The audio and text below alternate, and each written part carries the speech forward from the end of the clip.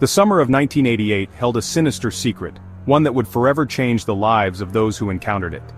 It was nestled within the walls of a creaking old house on the edge of a sleepy village, a place where time seemed to stand still.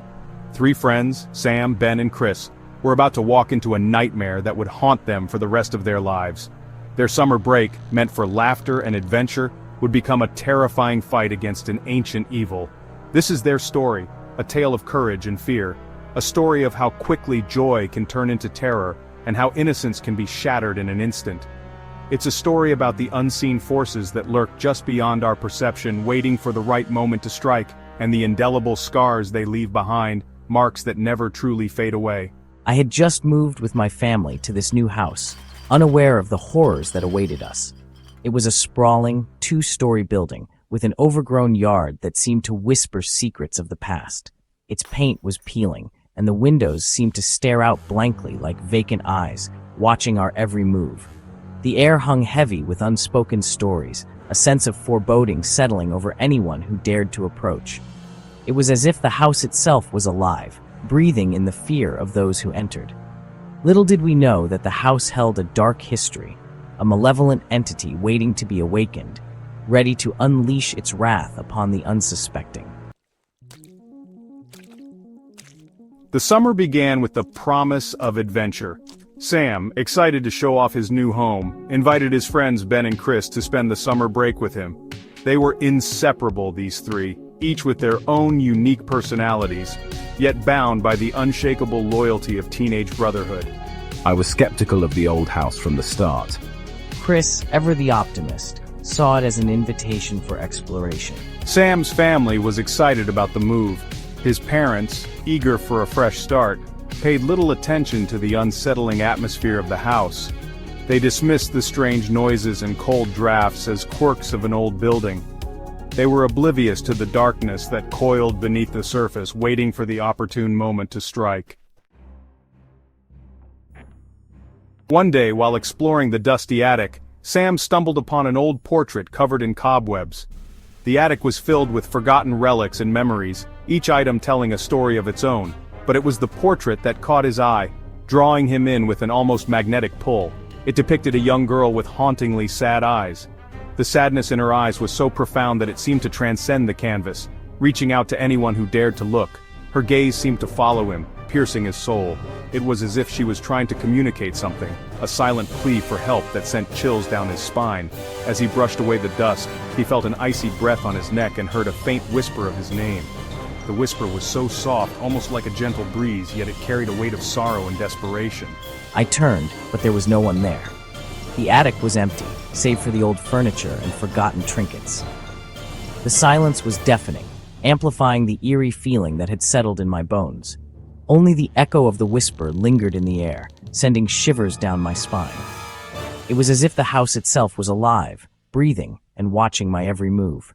Later that evening, an old woman from the village approached Sam and his friends. She was known for her stories and warnings about the old house, but this time, there was a different urgency in her voice. Her eyes held a mixture of fear and urgency as she warned them about the house. She spoke of things that had happened long ago, events that had left a dark mark on the village's history. She spoke of a tragic incident from the past, a young village girl who had been brutally murdered within the house's walls. The girl's spirit, she said, had never found peace and still roamed the halls, seeking justice. Her spirit, she claimed, still haunted the place, seeking solace and revenge. The old woman's words were filled with a chilling conviction that made Sam and his friends uneasy. I was shaken by the encounter but unwilling to believe the old woman's tale. It seemed too fantastical, too much like the ghost stories we told around campfires. I dismissed it as folklore. Yet a part of me couldn't shake the feeling that there was some truth to her words, a lingering doubt that gnawed at the back of my mind. That night, the nightmare began. As a storm raged outside, the friends huddled together in Sam's room, sharing ghost stories to lighten the mood.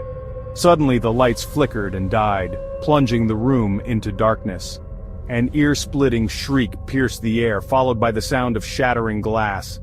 Terror, raw and consuming, gripped their hearts. We fumbled for our flashlights, our hands trembling. The air grew heavy, thick with a palpable sense of dread.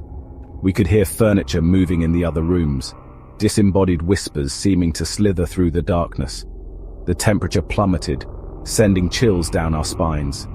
Something was terribly wrong. The house was no longer just a house, it was a hunting ground, and they were the prey. The following days were a blur of escalating terror. Objects moved mysteriously, disembodied voices whispered their names, and shadowy figures flickered at the edge of their vision. Fear became their constant companion, a suffocating presence that permeated every waking moment. Sleep offered no escape, plagued by vivid nightmares of the girl from the portrait. Sam's parents, initially dismissive of their son's fears, were forced to confront the terrifying reality. Their once peaceful home had transformed into a battleground for unseen forces. The laughter and warmth that once filled the house were replaced by a chilling silence, broken only by the sounds of their own mounting terror. Desperate, Sam's family sought the help of a revered monk known for his wisdom and knowledge of the supernatural. I will help you. The entity you are dealing with, its power is raw and dangerous. The monk, a serene figure with eyes that seemed to hold ancient secrets, listened intently as they recounted their harrowing experiences. He agreed to help, sensing the raw power of the entity they were dealing with. I will come to your house. We must act quickly. The monk arrived at the house, his presence radiating an aura of tranquility that did little to quell the fear that clung to the atmosphere like a shroud. He moved through the house, his eyes closed, his lips moving in silent prayer. The air crackled with unseen energy as he performed ancient rituals, his deep chants resonating through the darkened rooms. After hours of intense meditation and prayer, the monk emerged from his trance, his face etched with a mixture of concern and resolve. He revealed the chilling truth to the terrified family. The girl in the portrait. She is a restless spirit, bound to this house by a powerful curse. She was betrayed and murdered, her soul unable to find peace. But there was more. The spirit, fueled by rage and despair, had been corrupted by dark forces, transforming into a vengeful entity. She was no longer a scared girl seeking peace, but a malevolent force bent on revenge. Her rage was palpable, a suffocating presence that threatened to consume everything in its path. The only way to free the house from the entity's grasp, the monk explained, was to perform an ancient and dangerous ritual. It was a desperate gamble, fraught with risk, but their only hope. They prepared for the ritual throughout the night, the air thick with incense and anticipation. We have to do this. It's our only chance. I'm scared, but we have to trust the monk. As the clock struck midnight, the monk began the ritual. His voice, a low, rhythmic chant, filled the house. The air crackled with energy, the shadows seeming to writhe and coil like living things. The entity, sensing the challenge to its power, unleashed its full fury. The house shook, objects flew through the air, and the terrified cries of the friends echoed through the halls. Hold on, we can do this. Stay strong. The monk knows what he's doing.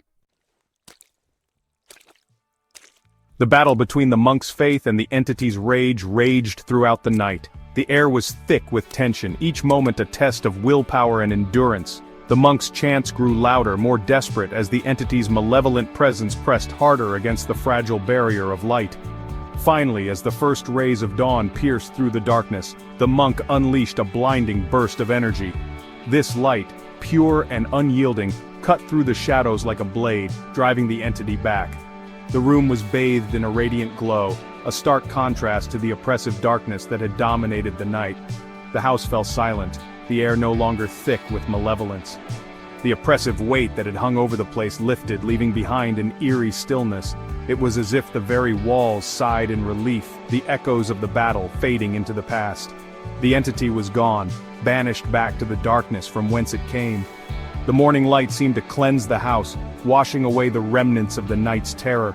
The shadows retreated, leaving behind a sense of peace and renewal. It's over. We did it.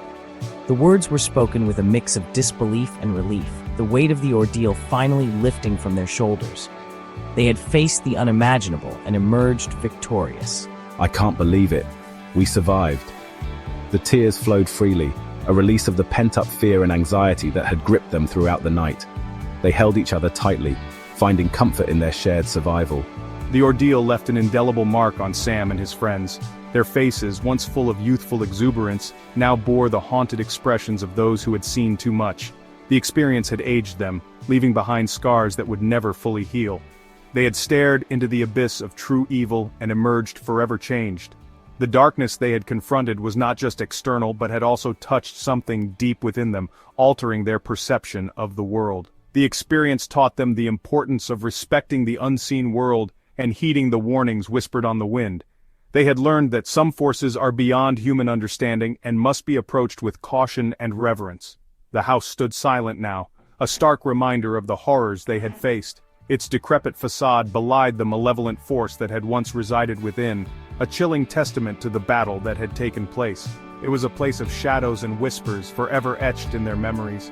The corridors, once filled with sinister whispers, now stood empty, but the echoes of the past lingered, a constant reminder of their ordeal. The summer of 1988 would forever be known as their summer of terror. What had started as a season of carefree adventure had turned into a nightmare that would haunt them for the rest of their lives. A chilling testament to the fact that some houses are best left undisturbed.